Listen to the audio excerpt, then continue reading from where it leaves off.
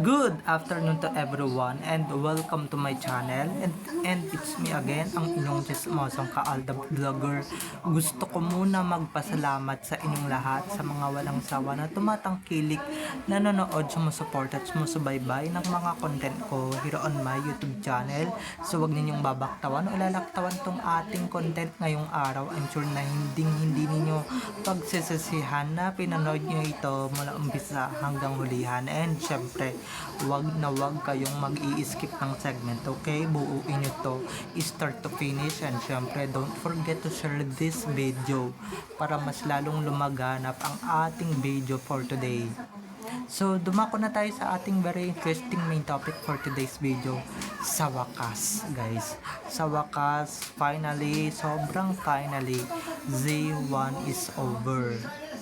Dahil nga nag-file na di umano si Maine Mendoza ng annulment nila ni Aso. So, ito na guys, watch this. Mamaya ipapaliwanag sa inyo ng buong buo. So, ito na guys, watch this. At kung nakita nyo na ngayong recaps, once again si TTO sa mga admins, dumako na tayo sa ating main topic for today's video. Gaya nga ng sinabi ko kanina, finally, sobrang finally guys, finally mawawala na or mahihiwalay na. Hindi na madidikit sa pangalan ni Aso or ni Arjo, or hindi na madidikit yung pangalan ni Arjo kay Maine, dahil nga finally annulled na sila, diba? At finally nag-file na nga ng annulment case si Maine Mendoza, or diba, kahit hindi naman si Maine yung nandoon or hindi naman si Maine yung napangasawa niya diba, pangalan pa rin ni Maine yung dinidikit niya sa sarili niya. So eto na nga, finally, sobrang finally guys, na silang dalawa ni Spotted, at mawawala na yung kamalasan ni mawawala na yung kamalasan na hatid ni Mr. Spotted sa buhay ni Maine. Kasi buhat nung, diba, buhat nung nadikit si Maine dyan or ginagamit siya ni Arjo, nagganda, malas na yung pangalan niya, diba? Nadadawit na siya pag kami mga basher yan si Aso. Kaya mas nararapat lang talaga na bote na lang talaga, diba, na mahiwalay na yung pangalan niya sa kanya, para naman, diba, kaysa naman mamalas pa ng mamalas pa ng todo, ng bonggang-bongga yung ano ni Maine, yung pangalan ni Maine ng todo, diba? Tignan nyo naman ngayon, diba, flood control project, diba, si RJ lang dapat yung binabash, pero binabash si Maine, at saka sa lahat ng bagay binabash si Maine dahil dyan, diba? Kaya naman finally guys, nakahinga na din tayo ng maluwag, at feel free na rin talaga yung pangalan ni Maine Mendoza, at hindi na nga magagamit ni Arjo Atayde sa kahit saang manglakad niya, kahit saan mang interview niya, dahil nga totoo ang balita, may pakpak ang balita na talagang hiwalay na sila, diba? At talagang buti nga yun, no? Kasi diba, buat nung nagkaroon ng sarsuela, diba, at finally talaga guys, finally the sarsuela is over. Wala na silang magagawa, diba? Nagkanda leche na, nagkanda peste na lahat, nagkanda lugi na lahat ng mga, at saka wala ng financier, hello, diba? Ano pa bang hahanapin nila dyan, at ano pang itutuloy nila? Ito na, nagkakabukuhan na, at finally, diba, natapos na rin talaga yung problema nating mga ka-Aldab Nation or Aldab Nation. Talagang sa atin pa rin talaga umaanib ang katotohanan, umaanib ang Diyos sa atin, o si Papa God umaanib sa atin, diba? Umaanib sa atin ang katotohanan, at nagsusumigaw na talaga ang katotohanan na finally, diba, makakawala na rin or mawawala na sa landas ni Maine Mendoza yan si Arjo Atayde, diba? Ito nga, diba, pansin ko nga, diba, parang nawawala na yung mga edited, nawawala na yung mga video, photo na edited. Paano? I'm sure naman na na nababalitaan na nila to, or nabalitaan na nila to na naghiwalay na nga or nag-file na ng annulment si Meng kay Arjo, 'di ba? Iba po pala yung pakiramdam sa loob na Iba yung pakiramdam natin. Syempre kung iba saya, sa atin saya. Yung iba dyan, I'm sure nalulugmok na, nadidepress na. Kasi tumigil na yung mga ilusyon nila, tumigil na yung mga kadiluluhan nila, um, yung mga katatrantaduhan, mga kahayupan nila sa umpisa, biglang natigil. 'Di ba? Sa bagay, puro kasinungalingan lang naman lahat ng ito. Puro lang naman kasinungalingan lahat ng nagaganap. Maski Sarsuela, 'di ba? Pero ngayon, finally, anal na silang dalawa, 'di ba? Ang sarap sa pakiramdam na talagang finally, totoo ba to? Legit ba to? 'Di ba? Mapapaganon ka na lang talaga kasi baka sabihin ng iba dyan, 'di ba? Peke tayo, peke yung binabalita natin, peke yung sinasalaysay natin, 'di ba? Eto na nga, legit 200% legit na talagang anal na sila or maa-anal na sila, at finally mawawala na rin sa landas ni Mainian si Arjo. Kahit nasabihin ninyong Sarsuela, 'di ba? Finally maa-anal, guys. Ibig sabihin yung maa-anal is hindi na talaga mapipilit si Main Mendoza na pabatiin si Arjo on national TV, 'di ba? Yung ganito, ganyan, 'di ba? Yung mga edited photo, edited video. Finally nagtapos na rin talaga yung mga kahibangan ng mga asumero at asumera dito sa gigilid at sa tabi-tabi. 'Di ba? Ito lang naman pala yung makakapagpatigil sa inyo eh. Ito lang pala yung makakapagpatahimik sa mga makakatininyong bunganga. 'Di ba? Sa mga fake news na pinapakalat ninyo. 'Di ba? Maski nga dito sa YouTube channel ko, wala nang pumupuntang army na basher. Paano? 'Di ba? Wala na silang pag-asa. Patay na yung pag-asa nila, or patay na yung couple na nilalaban nila kasi peki lang naman yung nilalaban nilang couple. Kaya sorry, our main is dead, Aldab is in ulit, 'di ba?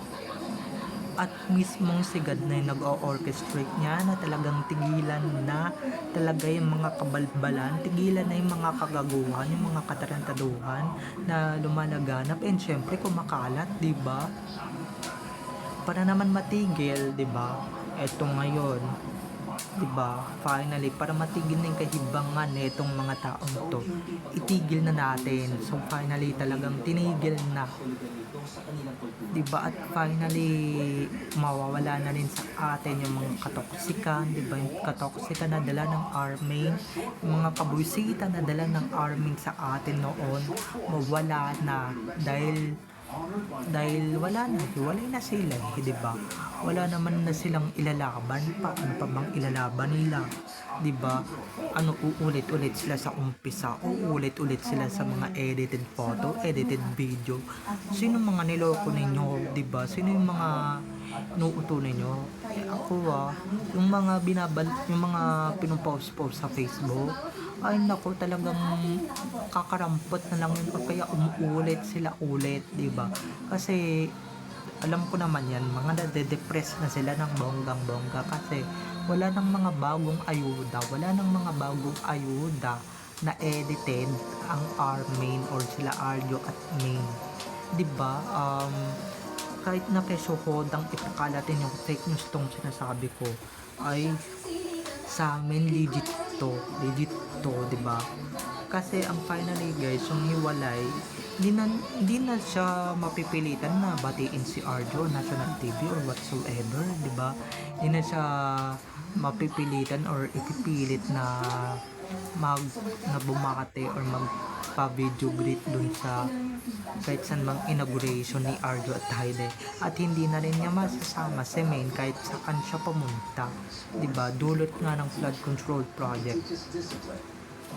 Kaya grabe din yung disiplina na, grabe din talaga yung mga nababalitaan natin na akala natin ay fake, yun naman pala totoo, 'di ba? Legit talaga, 'di ba? Legit na talagang wala nang malas, wala nang jinx, sa tabi ni Maine Mendoza or nakakabit sa pangalan ni Maine Mendoza, wala na talaga. Diba? Alam ko namang fake lang lahat ng ito, fake wedding, pero guys, kahit fake yan, pwede din yan ma-annul, diba? At balita ko, diba? Yung asawa kong bakla ni Arjo, ni Aso, na si Cloney, ay naku, talagang malulugmok talaga yan sa hirap, diba? Mawawala din yan, diba? Kaya kung ako sa'yo, diba? At syempre, ito na nga, bukod sa hiwalay na nga sila, hindi na rin talaga magagamit ni Cloney yung pangalang Maine Mendoza Atayde. Dahil wala nang Atayde. Finally, balik na ulit Maine Mendoza ang kanyang pangalan. Diba? Siguro naman enough is enough na para magtigil na tong mga hinayopak na army na to, no? Para magtigil na sila sa iilusyon nila sa mga kadedeman nila ng keso ganito, keso ganyan, na mga nakakasawa na rin, di ba? Nakakarindi na rin. Mismong ano na yung nagpahintulot na itigil tong mga kabalbalan ninyo, baka sabihin ninyo fake lahat ng mga sinasabi namin. Kagaya nga ng sinabi ko kanina, or should I said earlier, baka isipin hindi naman kasi, oo, nandun na tayo sa hindi naman talaga kasal. Pero sino ba yung ginagamit, or kanino bang pangalan yung ginagamit ni Cloney? Diba? Kay Maine. So, what yung ginagamit ni Cloney? Yung pangalan ni Maine na asawa ni Arjo na may hatid na malas. Aba, minalas-malas din si Maine. Kahit wala naman masamang ginagawa, di ba? Mabash lang si Spotted eh. Si Maine idinadamay, binabash, di ba? Kaya finally, natutuwa na rin talaga ako na talagang finally talagang nahinto na, nawala na talaga sa landas ni Maine Mendoza, or sa pangalan ni Maine Mendoza, hindi na nakakabit sa pangalan lang ni Maine Mendoza yung apelyido ni Arjo na may hatid na malas, di ba?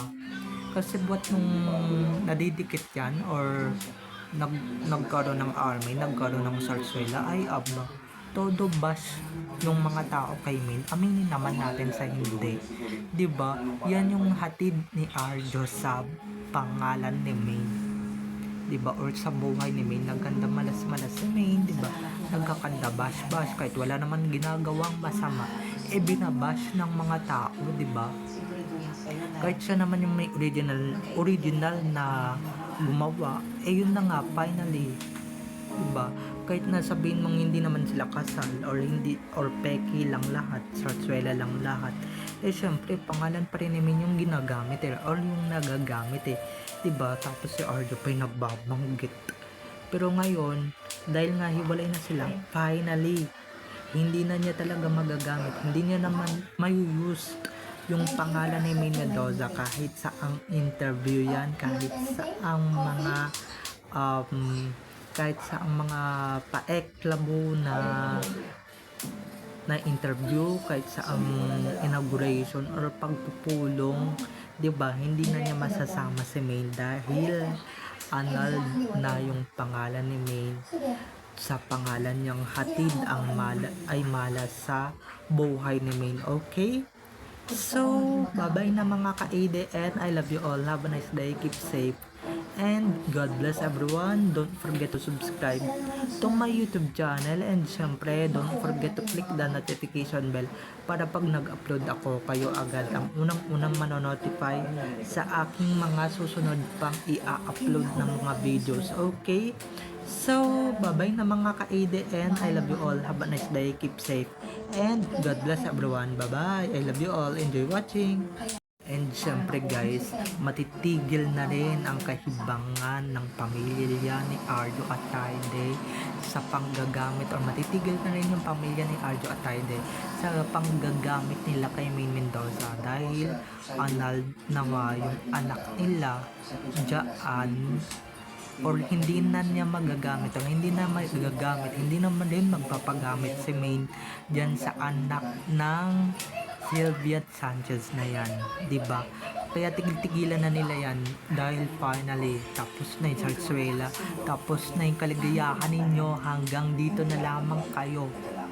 'Di ba? Hindi na kayo makakabawi, hindi na kayo makakabangon, hindi na kayo makakaahon pa sa lugmok kung saan kayo nararapat or sa lusak na kung saan kayo nararapat, 'di ba? Mga ka-ADN. So, I love you all everyone. Bye-bye. Enjoy watching. Bye-bye.